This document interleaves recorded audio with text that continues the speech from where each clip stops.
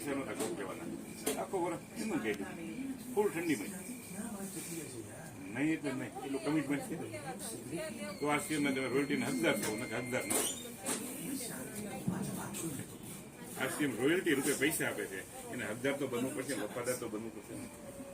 વફાદારી આપણે નથી નિભાવતા અને બીજાને કંઈક તમે ક્યાંનો ન્યાય છે?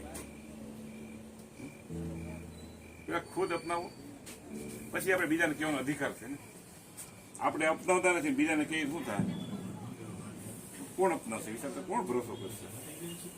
ન કરવો પડે એના માટે આશ્ચર્ય કરવાનું છે. આપણે તો કરી છીએ, લાંબો હાથે કરી છે, ટૂંકો કરી છે. આપણે બાળકોને ન કરવો પડે એનું ધ્યાન દેવાનું છે. અત્યારે એટલું ન કરી શકીએ. આશ્ચર્ય કરવા માંગતા હોય તો પેલા 100% આવી જાય.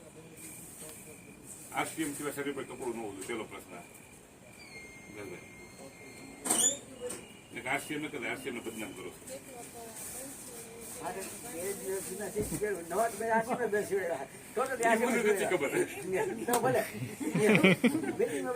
મારું કહેવાનો મતલબ એ છે સફળ થવું છે આશ્રમ માંથી અને કપડા પહેરવા છે બજારના. ક્યાંનો ન્યાય છે? પ્રોડક્ટ આશ્રમ ની વાપરશે. આશ્રમ તમારા બાળકોના સપના પૂરા કરે છે, બજાર કરે છે. બધાના કપડા પહેરશો, પ્રોડક્ટ વાપરશો, એમાં સપના પૂરા થાય ભાઈ? તો જ્યાં સપના પૂરા થાય ત્યાં ધ્યાન દેવાય કે